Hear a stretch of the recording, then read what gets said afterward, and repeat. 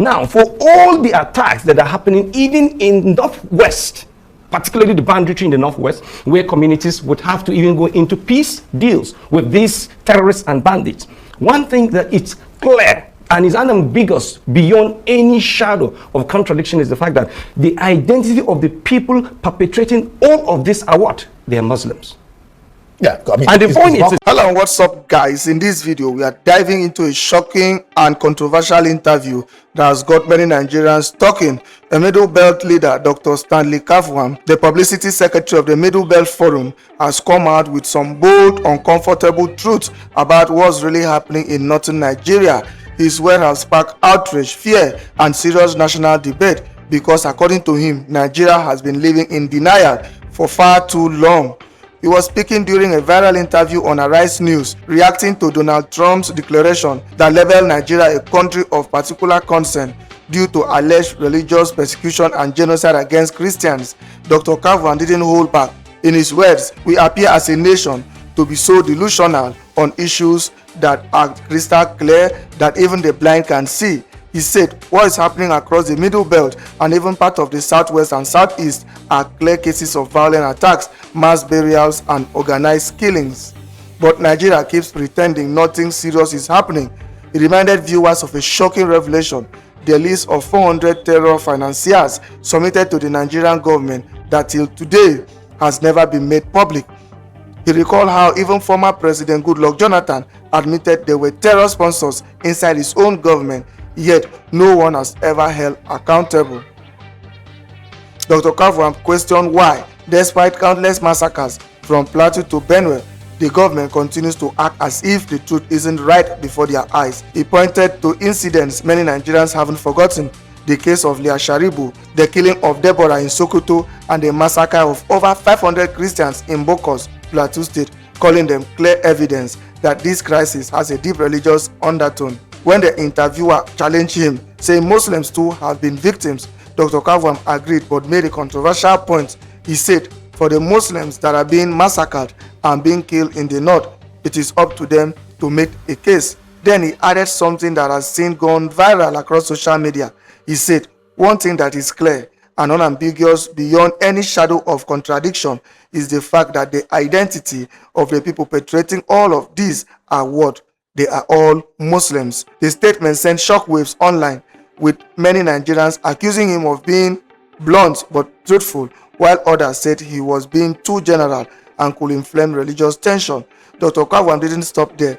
He warned that the Middle Belt has been facing what he called a slow genocide for decades, with over 15,000 people reportedly killed and documents already sent to the International Criminal Court. He said despite all the noise, nothing serious has changed and many communities have been completely wiped out or taken over. He argued that while the governments keep giving lip service about protecting all citizens, it is embarrassing that it takes a foreign leader like Trump to remind Nigeria that human lives are being lost every day. His exact words were, "It is even so embarrassing that someone from millions of miles away is the one drawing attention to human beings being massacred in your own country. Is it not a disgrace?" When asked about President Tinubu's response to Trump's statement, where the president said Nigeria protects both Christians and Muslims, Dr. Kafwan says that words are not enough. According to him, Nigeria must go beyond lip service and stop pretending everything is fine. He warned that the US designation could have serious economic and diplomatic consequences if the violence continues. He says Nigeria might lose access to American aid, military support, and even face diplomatic isolation. Dr. Kafwan's words were firm and emotional. He said America already knows everything happening in Nigeria, that the satellites, the tech platforms, and global intelligence all have the data. So, according to him, it is useless trying to hide the truth. He ended with a warning to Nigerians that we must stop being politically correct when people are dying daily. In his word, no matter how we want to be politically correct about it, we all know it is a fact. Guys, this is one of those interviews that really shakes you, not just because of what he said, but because of how confidently he said it. Is Dr. Stanley Kafwan right? Are Nigerians truly ignoring a genocide happening before their eyes? Or is this just another case of politics and emotion clouding the bigger pictures? Guys, I'll let you watch this video for yourself so you can see exactly what I'm talking about. Also, don't forget to like, share, and subscribe to this channel if you haven't already done so. Take a look, guys, and remember to share your thoughts after watching. Well, joining us to critically look at this, Trump's alleged genocide claims and addressing the nation as a country of particular concern, actually, is Dr. Stanley Kavwam, Publicity Secretary, Middle Belt Forum. Glad to have you join me on Newsnight. Thank you for having me. Why has Trump declared Nigeria a country of particular concern? And what do you make of that declaration? Well, I think this is the second time the President of the United States is designating Nigeria a country of particular concern. And I think what baffles me is the fact that, we appear as a nation to be so delusional in issues that are as crystal clear that even the blind can see. For instance, we should all be aware of the fact that all the communication gadgets that we use in this country are not produced in this country.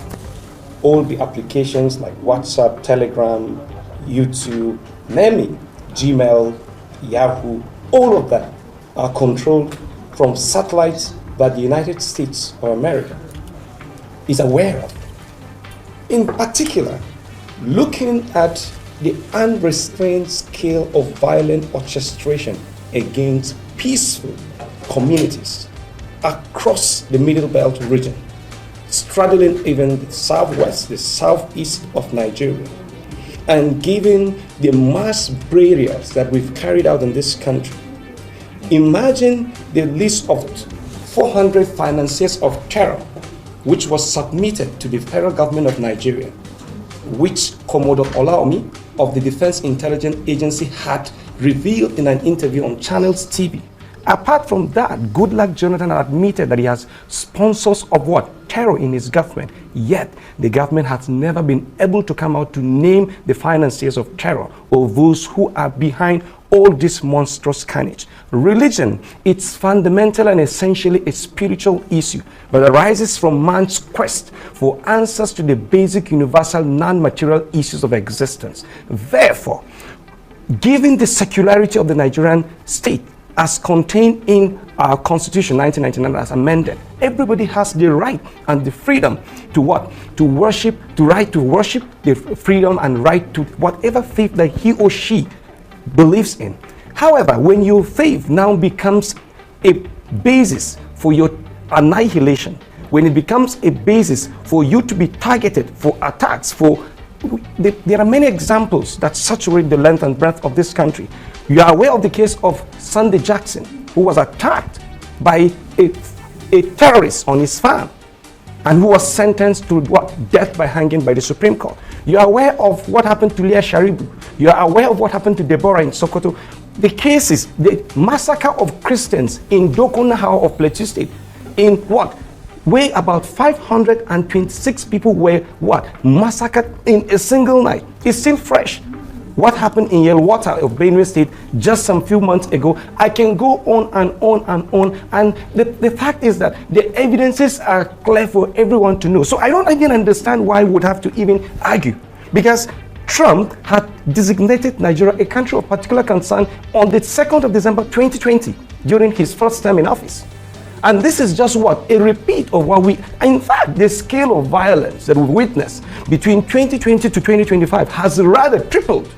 In fact, I know that beyond even, the international diplomatic pressures that Nigeria would face, I know that, in fact, if the US government, it's to really, because when you look at the press statement issued by the President of the United States of America, he said that is the least sanction or measure so far taken. Because when you look at the total number of Christians killed or massacred in Nigeria against the total number globally, we're talking about 3,000. Yeah, but Stanley, the argument here is that one can understand and feel you being from the Christian community. Yeah.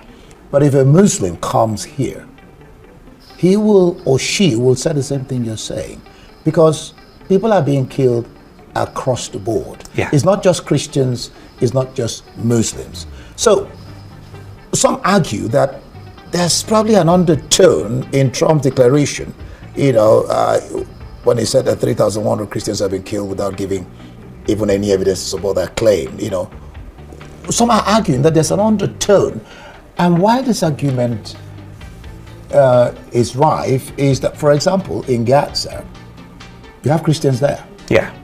And Trump and America are responsible for giving Netanyahu the armory to the place is razed down, is destroyed. So, on the one hand, you're saying Nigeria is a country of CPC particular concern, but on the other hand, you're encouraging the slaughter, massive destruction of the entire Gaza. So, it speaks of double standard. Double standard. Well, I would want to. And then, like I said, it's not just Christians. Okay, I understand. We also have Muslims. No, the thing is that mosques being destroyed. I get it. The fact is that the dynamics of the Nigerian state are quite peculiar to our own context. Yeah. I would not even want to delve into the issue of Gaza and Israel. Now, the point is this: for all the terrorist activities carried out by Boko Haram came out to state that it is on what? A religious war. That was what Shekau said. That's against education. No. He said they are on what? A religious war. Jihad is a holy war in Islam. That was what Shekau came out to declare after the bombing that took place in Garabi of Jos, Plateau State. He came out, the videos are there, still there on YouTube or on social media, that what? They are on what? On a religious war. I thought what they meant with Boko Haram. No, I'm talking about against Western education. No. He came out to say that. You can fact check what I'm saying. That Boko Haram is on what? A religious war. Okay. Now, wherever you see Boko Haram coming out to kill Muslims, the primary reason they are targeting Muslims is because those Muslims are conceived to be moderate or even providing information to the military or security agencies to smoke them out. So as far as you do not oppose them, as far as you support what they are doing, are you getting what I'm saying? You are protected and you are insulated from the attacks. Now, for all the attacks that are happening even in Northwest, particularly the banditry in the Northwest, where communities would have to even go into peace deals with these terrorists and bandits, one thing that it's clear and is unambiguous beyond any shadow of contradiction is the fact that the identity of the people perpetrating all of this are what? They are Muslims. Yeah, I mean, and the point is good. I want you to understand this. Now, the Middle Belt has, over the years, for decades, been targeted for what? Genocide. And we have made submissions over the years to the International Criminal Court. Okay. Are you with me? Okay. Now, I can even tell you that the number of people that have been killed within the Middle Belt alone, it's more than 15,000. Yeah, I'm talking about what we have documented and presented as a case in the International Criminal Court. Now the point is, I'm not trying to downplay the fact that Muslims are being killed. Security agencies, the people who protect us, are also being smothered out. They are being killed, and that the government also, to quite some level, has gone out to smoke these people out. I mean, concerning insecurity, I mean, as Akwatasia, people said they're not doing enough, insecurity is increasing. But the soldiers are trying to do their best and also being killed. So it's not just like, is there a question of non-balancing these things? Because every life is important. Okay. Now, if my house is on fire, it behoves on me to call for support. Good. It behoves on me to what? Bark. When a dog barks, it what? Calls for attention. And that is what people or Christians in Nigeria have been doing. They have been crying, they have been shouting, they've been barking. For the Muslims that have been massacred and being killed in Northwest and Northeast, it is up to them to make a case. I'm not in any way downplaying that. Good, all right. But what I'm trying to make that makes sense. Yes, it is up to them to make a case. Because let me be frank with you.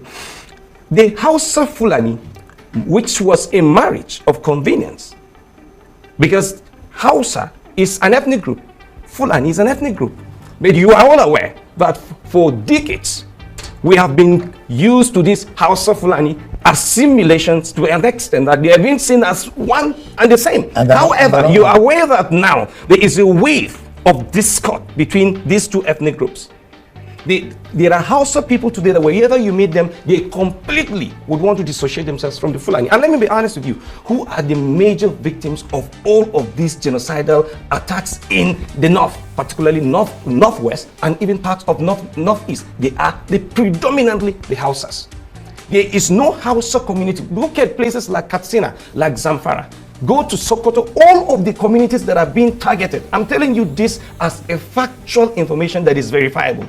Most of them are predominantly of the Hausa stock. What do you make of this statement by the president in response to Trump's statement? He says the country has a constitutional guarantee to protect citizens of all faith.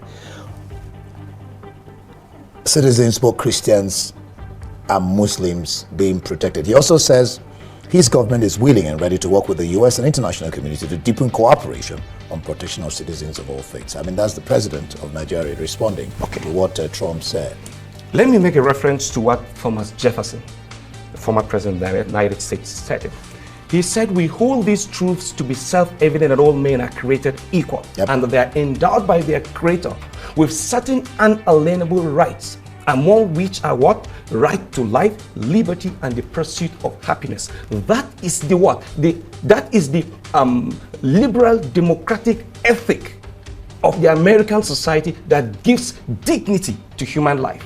For instance, when the Yelwata massacre happened, what did the president do? He visited, gave marching order. But are you aware that till this moment I'm talking to you, there is hardly a day that goes without 1 or 2 or 3 persons being killed in that same Yelwata community? That was a very terrible incident. Worst of all is that communities on the plateau, in fact, where West in Benue State has completely been leveled and taken over. Out of the 15 wards of that West local government, about 14 have been taken over by these terrorists. I want to respond to what the president said. The fact is this: we need to go beyond mere lip service. We need to go beyond mere lip service, because the fact is this: it is even so embarrassing that it is someone from far away, from millions of miles away, coming to now even draw your attention to the fact that human beings are being massacred in your own country. Is it not a disgrace? The fact is, like I stated, all the devices we use, America is aware of everything that is happening in this country. No matter how we want to be politically correct about it, we all know it is a fact. It's just like you're wearing glasses. I do not need any evidence to prove to anyone that you're wearing glasses, because I can see it. Let me just ask you this question, and then we'll consider. Okay. What are the implications of this statement by Trump on the country, and what should the government be doing? I think you said you've presented documents. How have they treated the documents? What should the government be doing concerning this statement? And what's the implication of this statement by Trump? Okay.